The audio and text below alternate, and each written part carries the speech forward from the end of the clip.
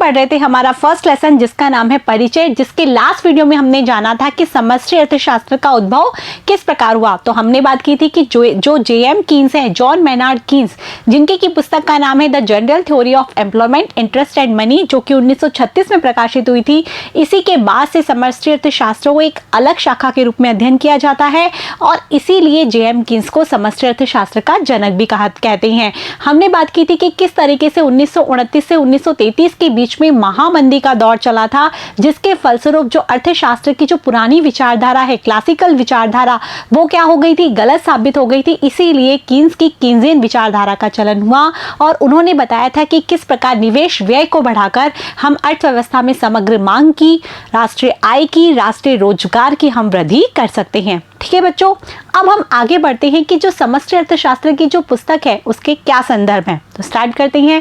जो समष्टि अर्थशास्त्र की जो वर्तमान पुस्तक है उसके संदर्भ को जानने के लिए सबसे पहले हम जानते हैं कि पूंजीवादी अर्थव्यवस्था क्या होती है। पूंजीवादी अर्थव्यवस्था जैसे कि उत्तरी अमेरिका में पाई जाती है, यूरोप के बहुत सारे देशों में पाई जाती है, जहां पर पूंजीवादी अर्थव्यवस्था का मतलब ये होता है कि जो उत्पादन के जो साधन हैं उनका स्वामित्व निजी हाथों में होता है। जो समाजवादी अर्थव्यवस्था है उसमें क्या होता है, उत्पादन के जो भी साधन है उसका जो स्वामित्व है वो सरकारी हाथों में होता है। और मिश्रित अर्थव्यवस्था जैसे कि हमारी भारत है, इसमें उत्पादन के साधनों का स्वामित्व निजी हाथों में भी होता है और सरकारी हाथों में भी होता है।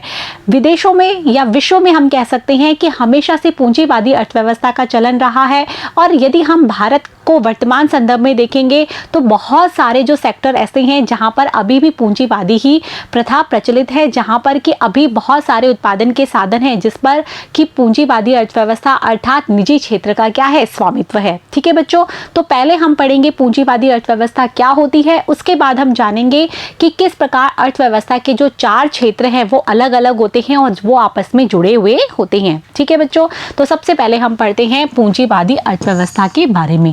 पूंजीवादी देश में उत्पादन जो क्रियाकलाप है वो पूंजीवादी उद्यमियों द्वारा होता है। अब आप यहाँ पर व्यष्टि अर्थशास्त्र में चले जाइए, जहाँ पर कि हमने एक उत्पादनकर्ता के बारे में बात की थी, जो कि एक उद्यमी होता है और किस प्रकार से वो उत्पादन करता है और किस प्रकार से वो बेचकर अपनी उसे उत्पादन को बेचकर अपनी आय प्राप्त करता है, फिर उत्पादन के साधनों को सब चीज़ें बांटकर और लास्ट में वो लाभ कमाता है। ठीक है, तो यहाँ पर पूंजीवादी अर्थव्यवस्था में भी यही होता है। जो पूंजीवादी अर्थव्यवस्था है उसमें जो उत्पादन का जो साधन है उसका जो स्वामित्व है वो एक व्यक्ति के हाथ में होता है या एक फर्म के हाथ में होता है या एक परिवार के हाथ में होता है, या फिर हम उसे एक उद्यमी भी कह सकते हैं कि पूंजीवादी उद्यमी होता है, उसके हाथ में स्वामित्व होता है और उसके द्वारा ही उत्पादन किया जाता है। ठीक है, पूंजीवादी उद्यम में एक या अनेक उद्यमी हो सकते हैं। एक उद्यम यानी कहने का मतलब है एक फैक्ट्री है या एक उद्योग है, उसमें एक व्यक्ति भी चला सकता है उसको या व्यक्तियों का समूह भी उसको चला सकता है।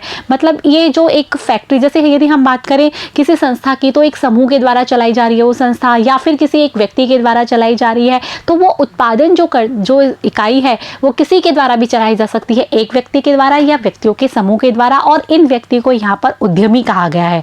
यहाँ पर लिखा भी है कि उद्यमी कौन होता है, वे लोग जो बड़े निर्णयों के नियंत्रण का कार्य करते हैं तथा फर्म या उद्यम से जुड़े बड़े जोखिम जो वहन करते हैं वही क्या कहलाते हैं, उद्यमी कहलाते हैं। ये लोग क्या करते हैं, बड़े निर्णय लेते हैं। निर्णय इनका सबसे पहला निर्णय होता है कि उन्हें एक उद्यम चलाना होता है। फिर ये उद्यम के लिए जो उत्पादन के साधन है उनको बटोरते हैं, जो भी कच्चा माल चाहिए होता है, जो भी तकनीकी चाहिए होती है, वो सभी इकट्ठा करते हैं और उसके द्वारा ये उत्पादन का क्रियाकलाप करते हैं। तो इस दौरान वो क्या करते हैं, बड़े बड़े निर्णय हैं वो लेते हैं, उसके नियंत्रण का कार्य करते हैं। फर्म या उद्यम से जुड़े बड़े बड़े जो जोखिम है वो भी इनके द्वारा वहन करते हैं। क्यों? क्योंकि उन्होंने अपना उद्यम शुरू किया है। अब उद्यम शुरू करने के बाद वो चले तो चले, नहीं चलेगा तो सारा जोखिम किसका होगा, इनका होगा। इन्हें बड़े बड़े स्टेप लेने होते हैं, नई नई टेक्नोलॉजी अपडेट रहते हैं उससे, ताकि कि ये क्या करे, अधिक से अधिक लाभ कमा सके। तो उद्यमी को क्या मिलता है, लाभ मिलता है और उस लाभ को पाने के लिए ये क्या करता है, जोखिम उठाता है और बड़े बड़े निर्णय लेता है और उत्पादन क्रियाकलाप जारी रखता है। आगे बच्चों समझ में कि उद्यमी क्या होता है पूंजीवादी अर्थव्यवस्था में। उद्यमी उद्यम चलाने के लिए स्वयं पूंजी की पूर्ति या पूंजी उधार लेते करते हैं। अब यदि उद्यमी को यदि अपना उद्यम चलाना है या स्टार्ट ही करना है, अभी अपनी कोई फैक्ट्री डालनी है या अपनी कोई कंपनी डालनी है, तो इसके लिए उसे किसकी आवश्यकता होगी? सबसे सर्वप्रथम पूंजी की आवश्यकता होगी। तो या तो पूंजी उसके पास खुद के पास है तो वो क्या करेगा, उसको उसमें लगाएगा, या फिर वो उस पूंजी को क्या करेगा, उधार लेगा। तो उधार लेगा तो उस पूंजी का क्या देना पड़ेगा, उसको ब्याज देना पड़ेगा। तो वो पूंजी वो बैंक से या किसी और संस्था से वो उधार ले सकता है और अपना उद्यम स्टार्ट करने के लिए जो सर्वप्रथम आवश्यकता उसको पूंजी की ही होती है। उत्पादन साधनों का जो प्रयोग कर उद्यमी उत्पादन कर बाजार में बेचते हैं, जिसे संप्राप्ति कहते हैं। हमने पढ़ा था ना व्यष्टि अर्थशास्त्र में कि उत्पादन के विभिन्न साधन, जैसे कि हमने पूंजी की बात की, इसके अलावा उसे भूमि की आवश्यकता भी होगी, इसके अलावा उसे श्रम की आवश्यकता भी होगी, कच्चे माल की आवश्यकता होगी, टेक्निक की आवश्यकता होगी, मैनेजमेंट की आवश्यकता होगी। तो ये सभी साधनों का वो प्रयोग करके क्या करता है, उत्पादन करता है, और उस उत्पादन को वो क्या करता है, बाजार में बेचता है। बाजार में बेचने के बाद जो उसे प्राप्त होती है वो उसे कहते हैं हम संप्राप्ति, आगम, आय या रेवेन्यू। हमने जैसे कि पहले व्यष्टि अर्थशास्त्र में पढ़ा था, तो उसे जो प्राप्त होती है उसको बेचने के बाद उसे हम कहते हैं रेवेन्यू, आय। ठीक है। और जो उत्पादन के साधनों पर वो खर्च करता है, उनको अपने पास लगाया और उसने उस पर खर्च किया, उसे हम बोलते हैं लागत अर्थात कॉस्ट। हम सब कुछ पढ़ चुके हैं, हमने इनके वक्रों के बारे में भी अध्ययन कर लिया है।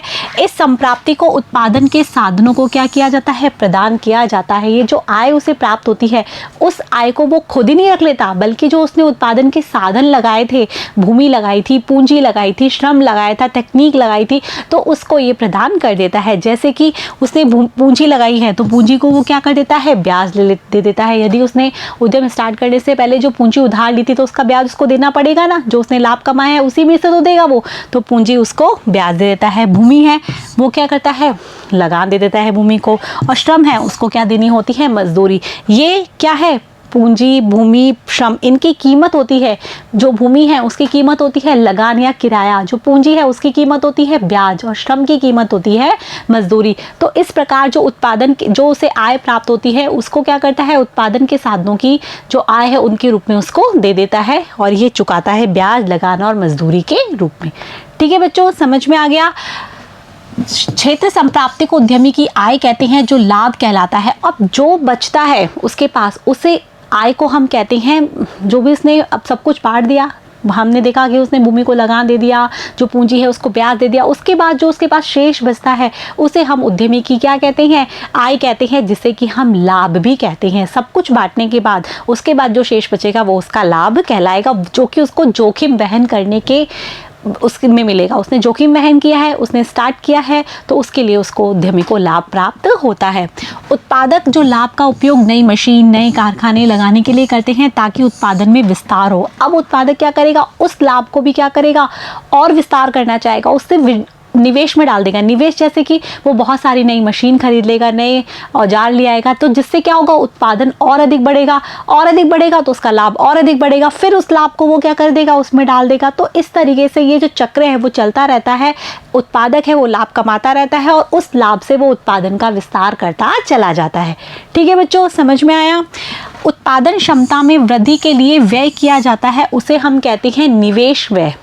हमने जैसे कि पढ़ा ना कि उत्पादक उत्पादन का विस्तार करने के लिए क्या करता है, नई मशीनें लेके आता है, नए औजार लेके आता है। तो इस प्रकार से जो ये व्यय करता है, जो कि एक पूंजीगत व्यय होता है, इसे ही हम कहते हैं निवेश व्यय। ये निवेश व्यय क्या होता है, उत्पादन में वृद्धि के लिए व्यय किया जाता है, क्योंकि नई मशीनें, नए औजार ये सब लाने से क्या होगा, उत्पादन क्षमता में वृद्धि होगी नहीं होगी, तो इससे व्यय को हम कहते हैं निवेश व्यय। तो उत्पादन क्षमता में वृद्धि के लिए जो व्यय किया जाता है उसे ही हम निवेश व्यय कहते हैं। तो याद रहेगा ना आपको कि नई मशीनें खरीदना, नए औजार खरीदना, ताकि कि उत्पादन क्षमता में क्या हो, वृद्धि हो, और उत्पादक का जो लाभ है वो और भी अधिक हो जाए। तो इसीलिए उत्पादक अपने लाभ का भी क्या कर देता है, निवेश कर देता है, जिसे कि हम निवेश व्यय भी कहते हैं। ठीक है बच्चों, आगे है अतः पूंजीवादी जो अर्थव्यवस्था है उसके निम्न लक्षण होते हैं। अब हमने पूंजीवादी अर्थव्यवस्था के बारे में सारी चीज़ें जान ली कि किस प्रकार से पूंजीवादी अर्थव्यवस्था में एक उत्पादक उत्पादन करता है, किस प्रकार से वो लाभ अर्जित करता है और उत्पादन के साधनों को उनकी आय देता है। तो इसको पढ़ने के बाद हम देखते हैं कि पूंजीवादी अर्थव्यवस्था के क्या क्या लक्षण हैं। तो पहला लक्षण है पूंजीवादी अर्थव्यवस्था का, वो है उत्पादन के साधनों पर निजी स्वामित्व होता है। जो उत्पादन के जो साधन है, जो भी उत्पादन के साधन है, पूंजी है या भूमि है या फिर श्रम है उस पर जो स्वामित्व होता है वो किसका होता है, निजी स्वामित्व, अर्थात उसमें सरकार का हाथ नहीं होता। केवल जो सभी लोगों के जो भी साधन है उसके स्वामी कौन होते हैं, निजी लोग होते हैं। निजी व्यक्ति हो सकता है, फर्म हो सकती है, परिवार हो सकता है, लेकिन सरकार नहीं होती है। आगे बच्चों समझ में। दूसरा है कि बाजार में उत्पादन बेचने के लिए उत्पादन किया जाता है। उत्पादन क्यों किया जाता है, ऐसा नहीं कि इसको बांटने के लिए किया जाता है जैसे सरकार करती है कि उत्पादन करवा के उन्हें गरीब लोगों के बीच में बंटवाना होता है। नहीं, इसको उत्पादन इसलिए किया जाता है ताकि बाजार में उसको बेचा जाए, लाभ कमाया जाए। ठीक है, क्योंकि पूंजी अर्थवादी जो अर्थव्यवस्था है वो हमेशा अपने हित के लिए कार्य करती है, ना कि वो सार्वजनिक हित में कार्य करती है। वो अपने लाभ को बढ़ाने के लिए कार्य करती है, ना कि वो देश के कल्याण के लिए कार्य करती है। आ रहा है बच्चों समझ में, ये डिफरेंस है पूंजीवादी और समाजवादी, जो कि हम हाथों हाथ डिस्कस करते चले जा रहे हैं। तो पूंजीवादी अर्थव्यवस्था है, उनका खुद का साधन है, तो उस साधन को वो लाभ कमाने के लिए कार्य लेती हैं। आगे उत्पादन बेचने के लिए काम लेती हैं। श्रमिकों की सेवाओं का क्रय विक्रय निश्चित कीमत पर होता है, जिसे हम क्या कहते हैं, मजदूरी की दर कहते हैं। अब ये क्या करती हैं, श्रमिकों की सेवाएं लेती हैं उत्पादन करने के लिए, उत्पादनकर्ता, और ये जो सेवाएं लेती हैं उसके बदले में उनको क्या देती हैं, आय देती हैं, जिससे कि हम कहते हैं मजदूरी की दर। तो मजदूरी क्या होती है, जो श्रमिकों की सेवाएं ली जाती हैं तो श्रमिक की सेवा की कीमत होती है। तो यहाँ पर लिखा है कि श्रमिकों की सेवाओं का क्रय विक्रय किया जाता है एक निश्चित कीमत पर, कि श्रमिक आया और उसने अपनी सेवाएं दी तो उसके बदले में उसको जो कीमत दी जाती है वही कहलाती है मजदूरी की दर। ये तो आपको अच्छे से पता है कि श्रम को क्या दी जाती है, मजदूरी दी जाती है। आगे बच्चों समझ में। इसके बाद है पूंजीवादी देशों का जो अस्तित्व है वो पिछले 300 से वर्ष का है। कि हम यदि कहें कि पूंजीवादी अर्थव्यवस्था अभी से है, नहीं, तो इसका अस्तित्व पहले से चला आ रहा है। पहले हम देखते होंगे हमारे जो आपने पॉलिटिकल साइंस भी पढ़ी होगी तो उसमें भी पढ़ा होगा कि किस प्रकार से पूंजीवादी अर्थव्यवस्था है उसमें जो शोषण किया जाता है, जो बहुत अधिक अमीर वर्ग होता है वो बहुत अधिक गरीब वर्ग का क्या करता है, शोषण करता है। तो इसका अस्तित्व अभी से नहीं, इसका अस्तित्व काफ़ी पुराना है। इसके बाद उत्तरी अमेरिका है, यूरोप है और एशिया के जो देश हैं वो पूंजीवाद की श्रेणी में आते हैं। आपसे यदि पूछा जाए कि कौन कौन से देश हैं जो कि पूंजीवादी अर्थव्यवस्था में आते हैं, तो उत्तरी अमेरिका के देश जैसे कि यूएसए है, यूरोप के देश जैसे कि इंग्लैंड है, तो ये सारे जो देश है वो किस में आते हैं, पूंजीवाद की श्रेणी में आते हैं। यहाँ पर उत्पादन के साधनों का जो स्वामित्व है वो निजी हाथों में ही है, इसीलिए ये माना जाता है कि ये बहुत अधिक विकसित है, क्योंकि वो केवल अपने लाभ और कल्याण के लिए कार्य करते हैं। ठीक है बच्चों।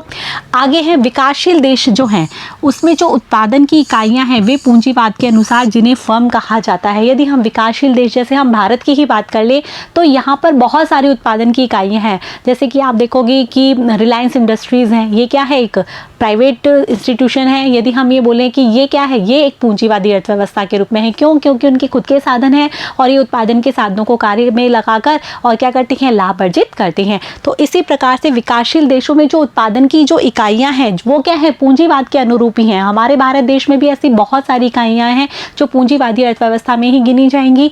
क्यों? क्योंकि हमारी भारत देश क्या है, मिश्रित अर्थव्यवस्था। यहाँ पर कुछ तो क्या है, निजी हाथों में स्वामित्व है और कुछ क्या है, सरकारी हाथों में। जैसे कि हम अभी तक देखते आ रहे थे, जो ट्रेन है वो किसके द्वारा चलाई जाती है, सरकार के द्वारा। तो उसके जो साधन के स्वामित्व है वो केवल सरकार के हाथ में है। तो ट्रेन चलाई जाती है केवल सरकार के द्वारा, तो वो क्या हो गई, समाजवादी अर्थव्यवस्था।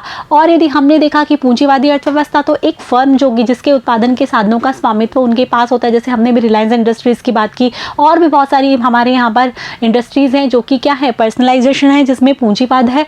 तो वो क्या करते हैं, जो उनकी जो इकाइयां हैं उन्हें हम पूंजीवाद की श्रेणी में रखते हैं। तो हमारे भारत देश में ऐसी पूंजीवादी श्रेणियां भी पाई जाती हैं, ऐसी समाजवादी श्रेणियां भी पाई जाती हैं, इसीलिए हमारे भारत देश को मिश्रित अर्थव्यवस्था भी कहते हैं। तो यहाँ पर कहा है कि विकासशील देशों में जो उत्पादन की इकाइयां एक फर्म होती हैं उसे हम पूंजीवाद की श्रेणी में रख सकते हैं। ठीक है, वो अनुरूप वैसे ही है। फर्म संचालन उद्यमियों द्वारा किया जाता है। फर्म का संचालन जो उद्यमी करता है, जो कि लाभ कमाता है। बाजार से श्रमिकों को क्या करता है, वो किराए पे लाता है। भूमि व पूंजी का नियोजन कर क्या करता है, वो उत्पादन करता है। वो सभी उत्पादन के साधनों को जुटाता है और उसके बाद ही क्या करता है, वो उत्पादन करता है। क्यों करता है? क्योंकि वो जोखिम वहन करता है, जिसके बदले में उसे लाभ प्राप्त होता है। ठीक है बच्चों, उद्यमी को उत्पादन में जोखिम व अनिश्चितता वहन करनी पड़ती है। अब वो ये सब कुछ कर रहा है कि वह पूंजी को भी लेके आ रहा है, भूमि लेके आ रहा है, श्रम लेके आ रहा है, उन सबको इकट्ठा करके कच्चा माल टेक्निक्स लगा के और इसके अलावा मैनेजमेंट लगा कर क्या कर रहा है, उत्पादन कर रहा है, उस उत्पादन को बेच रहा है, फिर वो क्या कमाता है, आय कमाता है, उस आय को वो उन साधनों में बांटता है और इसके बदले में उसके बाद जो उसके पास जो बचता है वो क्या होती है, उसकी आय होती है। तो वो ये सब क्यों करता है, आय कमाने के लिए अर्थात लाभ कमाने के लिए, और इसके लिए लाभ उसको मिलता है क्यों, क्योंकि उसने जोखिम लिया है इतने सारे साधनों को इकट्ठा करने का, अपनी टेक्निक्स लगाने का, और क्या पता कल को उसका माल नहीं बिकेगा तो सारा क्या होगा, उसको वो तो जो पूंजी है वो तो ब्याज लेगी ही लेगी, भूमि है वो लगान लेगा, श्रम है वो मजदूरी लेगी, लेकिन सारा के सारा जो जोखिम है वो उसके ऊपर होता है। इसीलिए वो जोखिम वहन करने के बदले उसे क्या मिलता है, लाभ मिलता है। ठीक है बच्चों, आया समझ में। पूंजीवादी देश में इस प्रकार उत्पादन के साधनों को आय उत्पादन को बाजार में बेचकर प्राप्त होती है। तो पूंजीवादी देशों में भी क्या होती है, आय प्राप्त होती है। किसको, उत्पादन के जो उत्पादन करता है उद्यमी है उसको आय प्राप्त होती है, वो उत्पादन के साधनों को लगाता है, उनसे उत्पादन करवाता है, उत्पादन करने के बाद उसको बाजार में बेचता है और तब जाके उसको आय प्राप्त होती है। आगे बच्चों समझ पे, तो ये तो हमने पढ़ा कि एक पूंजीवादी जो देश है उसमें एक उत्पादन करता वाला एक क्षेत्र होता है। इसके अलावा भी अर्थव्यवस्था में कई क्षेत्र होते हैं जिसके बारे में हम जानेंगे यहाँ पर कि अर्थव्यवस्था में कौन कौन से क्षेत्र होते हैं। एक तो घरेलू क्षेत्र होता है, अभी हम इनके बारे में डिटेल में अध्ययन करेंगे। एक उत्पादक क्षेत्र होता है जिसके बारे में हमने जाना, जैसे पूंजीवादी अर्थव्यवस्था में एक उत्पादक क्षेत्र था, एक निजी उद्यमी था, वैसे सरकारी भी क्या होते हैं, उत्पादक क्षेत्र होते हैं। लेकिन यहाँ पर हमने पूंजीवादी अर्थव्यवस्था में देखा था कि किस प्रकार से एक व्यक्ति, एक फर्म, एक संस्था होती है वो उत्पादन करती है। जो तीसरा क्षेत्र होता है वो सरकारी होता है और जो चौथा क्षेत्र होता है विदेशी होता है। तो ये अर्थव्यवस्था के क्या है क्षेत्र, घरेलू क्षेत्र, उत्पादक क्षेत्र, सरकारी क्षेत्र और विदेशी क्षेत्र। विदेशी क्षेत्र इसे हम बाह्य क्षेत्र भी कहते हैं। तो अब हम चारों के बारे में पढ़ेंगे और इन चारों को पढ़ने के बाद आप जब आगे के लेसन पढ़ेंगे तो आपको अच्छे से समझ में आएंगे कि किस प्रकार से सरकार कहाँ पर इन्वॉल्व होती है, किस प्रकार घरेलू क्षेत्र क्या करता है, पारिवारिक क्षेत्र क्या करता है और विदेशों से किस प्रकार से हमारा व्यापार होता है। तो ये क्षेत्र आपस में क्या होते हैं, जुड़े हुए होते हैं। एक क्षेत्र दूसरे क्षेत्र से कुछ ना कुछ लेना देना करता ही रहता है और अर्थव्यवस्था में इस तरीके से एक प्रवाह है। एक किसी भी चीज़ का कि जैसे हम मान लें मुद्रा है तो वो आपस में क्या करती रहती है, इन क्षेत्रों के बीच में घूमती रहती है। आ गया, सबसे पहले हम जो देखते हैं वो है घरेलू क्षेत्र। जो घरेलू क्षेत्र जो होता है जिसे हम पारिवारिक क्षेत्र भी कहते हैं, हाउस होल्ड सेक्टर भी इसे कह सकते हैं। तो ये क्या होता है, ये उपभोक्ता लोग होते हैं जो कि वस्तु और सेवाओं की क्या करते हैं, मांग। यदि ये क्षेत्र नहीं होगा तो वस्तु और सेवाओं का उत्पादन ही क्यों करेगा उत्पादक। तो वस्तु और सेवा जो उत्पादककर्ता द्वारा जो उत्पादित किए जाते हैं उसकी जो मांग है वो घरेलू क्षेत्र या पारिवारिक क्षेत्र के द्वारा की जाती है। जैसे कि मैं एक परिवार में हूँ तो मुझे किसी भी चीज़ की मांग है, मुझे इस पेन की मांग है तो मैं इस पेन की मांग करूँगी, मैं इस पेन की मांग करूँगी तभी उत्पादककर्ता क्या करेगा, इस पेन का उत्पादन करेगा। अन्यथा क्यों करेगा, क्योंकि उसको तो क्या करना है, लाभ कमाना है। तो पारिवारिक जो क्षेत्र है, घरेलू क्षेत्र है, उसके द्वारा क्या किया जाता है, वस्तु और सेवाओं के जो उपभोक्ता होते हैं और उनकी वो मांग करते हैं, उत्पादन के साधनों के स्वामी होते हैं। एक चीज़ जो ऊपर आई है वो तो है ये वस्तु और सेवाओं की मांग करते हैं। दूसरा जो क्षेत्र है, जो दूसरी जो चीज़ है वो है उत्पादन के साधनों के स्वामी होते हैं। एक तरफ तो ये वस्तु और सेवाओं की मांग कर रहे हैं, दूसरा ये उत्पादन के साधन के स्वामी, अर्थात जो फर्म या उत्पादक है वो उत्पादन करती है तो उसके लिए उसको उत्पादन के साधनों की आवश्यकता होती है।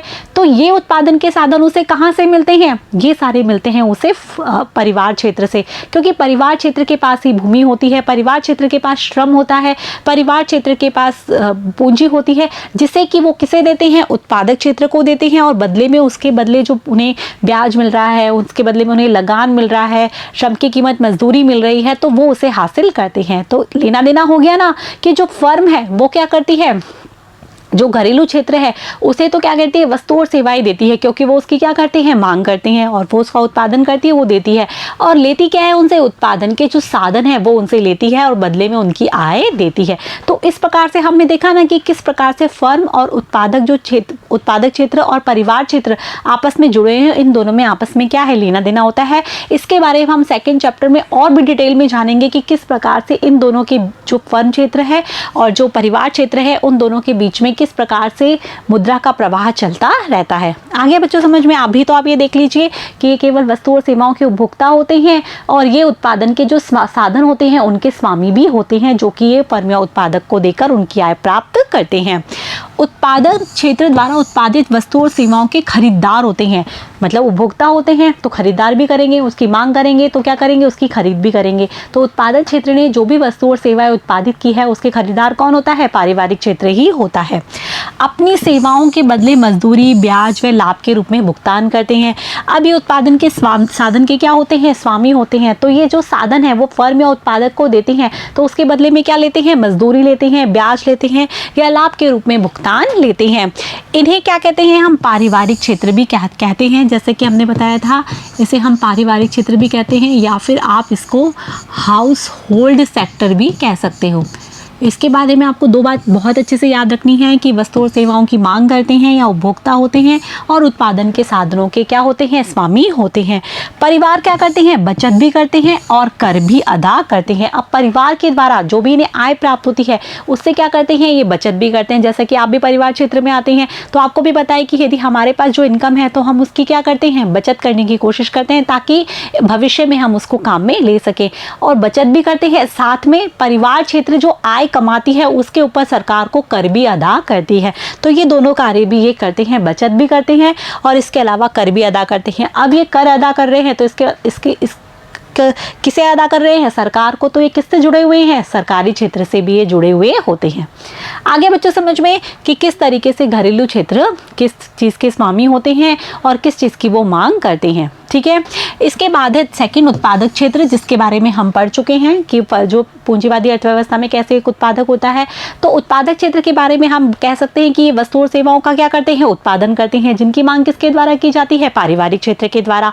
फिर हम कह सकते हैं जो उत्पादक के क्षेत्र हैं वो उत्पादन के साधनों की मांग करते हैं, किसके द्वारा, पारिवारिक क्षेत्रों के द्वारा, और उसके बदले में उनको आय प्रदान करते हैं। तो यहाँ पर यही है कि उत्पादन क्रियाओं में लगी इकाइयाँ इसमें शामिल होती है। जो भी पूंजीवादी अर्थव्यवस्था हमने बात की थी कि जो भी उत्पादन करने वाली इकाइयाँ हो, चाहे वो पूंजीवादी अर्थव्यवस्था के लाभ से हिसाब से जो निजी क्षेत्र है वो भी, चाहे सरकारी क्षेत्र है, तो जो भी उत्पादन करता है वो सारी इकाइयाँ इसमें शामिल होती हैं।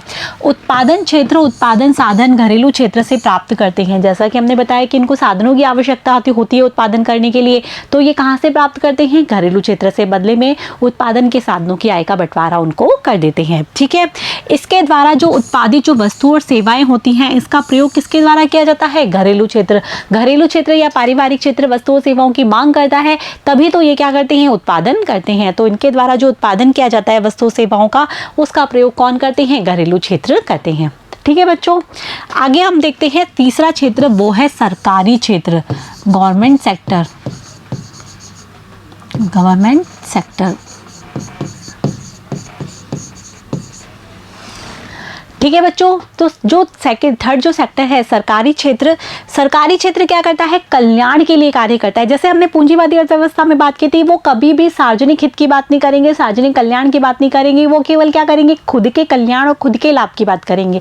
जबकि जो सरकारी क्षेत्र है वो किसके बारे में बात करता है, कल्याणकारी राज्य के बारे में, लोगों का कल्याण हो, सार्वजनिक हित हो। तो ये क्या करते हैं, कल्याणकारी क्षेत्र के रूप में कार्य करते हैं। कैसे करते हैं, सरकार के बारे में आपको पता होगा कि सरकार क्या करती है, जो अमीर लोग होते हैं उनसे क्या करती है, कर वसूलती है, और उस कर की जो राशि है जो कि उसके पास होती है उसको क्या करती है, वो गरीब लोगों में व्यय करती है, उन्हें विभिन्न प्रकार की सार्वजनिक सुविधाएं देती हैं। ठीक है, तो किस तरह से व्यय करती है, सरकार द्वारा सार्वजनिक सुविधाएं दी जाती है, जैसे कि चिकित्सा की सुविधा, कानून की सुविधा, सुरक्षा की सुविधा आदि प्रदान की जाती है। निःशुल्क चिकित्सा दी जाती है, जो गरीब व्यक्ति होता है उसको। हमने राशन की दुकानों के बारे में पढ़ा, तो राशन की दुकानों में क्या दिया जाता है, बहुत कम कीमत पर उनको अनाज या जो बेसिक जो चीज़ें हैं वो दी जाती हैं। इसके अलावा निःशुल्क शिक्षा भी सरकार के द्वारा प्रदान की जाती है। क्यों, ताकि ये लोगों का कल्याण हो। तो ये सार्वजनिक सुविधाएं हैं, जो कल्याणकारी योजनाएं हैं, वो किसके द्वारा चलाई जाती है, सरकार के द्वारा चलाई जाती है। यह क्षेत्र देश में कानून व न्याय व्यवस्था को क्या करता है, बनाए रखता है। यदि हम कानून और न्याय के रूप में आए, यदि हम उसके लोगों के साथ किसी के साथ अन्याय नहीं हो, किसी के साथ असमानता का व्यवहार ना हो, सबको सब क्या हो, अपने आराम से समान रूप से खुश खुश रहें, तो इसका कार्य कौन करता है? सरकार के द्वारा किया जाता है, कानून बनाने का भी और न्याय व्यवस्था, ताकि कि देश में की जो शांति है वो भंग ना हो। इसके अलावा जो हमें यदि पड़ोसियों से खतरा है तो उसके लिए भी सरकार कार्य करती है। आ रहा है बच्चों समझ में? इसके बाद सरकार द्वारा घरेलू और उत्पादक क्षेत्र पर क्या लगाए जाते हैं? कर लगाए जाते हैं। सरकार के जो इनकम का सोर्स है वो क्या होता है? अधिकतर टैक्स ही होता है। तो सरकार के द्वारा घरेलू क्षेत्र पे भी टैक्स लगाए जाते हैं, क्योंकि घरेलू लोगों को क्या प्राप्त हो रही है? आय प्राप्त हो रही है, तो उस आय पर टैक्स लगाए जाते हैं। और उत्पादक क्षेत्र जो उत्पादन करते हैं उस उत्पादन पर भी सरकार के द्वारा कर लगाए जाते हैं। तो करों के द्वारा सरकार अपनी आय प्राप्त करती है, और वो आय प्राप्त करती है घरेलू क्षेत्र से और परिवार व्यावसायिक क्षेत्र से। तो इस प्रकार से हमने देखा कि सरकारी क्षेत्र घरेलू क्षेत्र से भी जुड़ा हुआ है और व्यावसायिक क्षेत्र से भी जुड़ा हुआ है। दोनों से वो क्या प्राप्त करता है? कर प्राप्त करता है, और बदले में क्या देता है उनको? सार्वजनिक सुविधाएं देता है। वो सुविधाएं वो घरेलू क्षेत्र को भी देता है, और इसके अलावा वो फर्म जो क्षेत्र है हमारा उत्पादक क्षेत्र है उसको भी विभिन्न प्रकार की सार्वजनिक सुविधाएं सरकार के द्वारा प्रदान की जाती हैं। आगे बच्चों समझ में, जो हमारे इसके बाद चौथा जो सेक्टर है वो है विदेशी क्षेत्र, या हम इसे कहते हैं बाह्य क्षेत्र। जो फॉरेन सेक्टर है इसे हम कह सकते हैं फॉरेन सेक्टर। इस क्षेत्र के अंतर्गत घरेलू अर्थव्यवस्था व विश्व के अन्य देशों के मध्य होने वाली आर्थिक गतिविधियों को शामिल किया जाता है।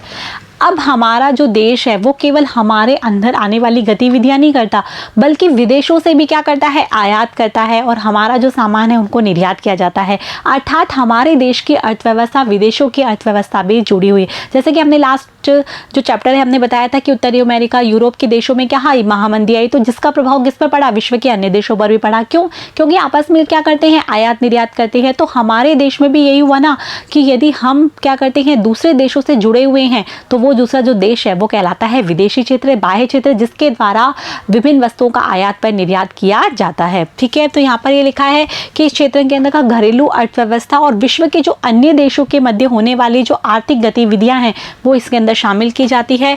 बाह्य क्षेत्र से व्यापार भी 3 प्रकार से हो सकता है। हम बाह्य क्षेत्र से व्यापार करते हैं, लेन देन करते हैं, वो भी 3 प्रकार से करते हैं। पहला कि जब देश घरेलू वस्तु विश्व के अन्य देशों को बेचते हैं तो उसे हम क्या कहते हैं? निर्यात कहते हैं।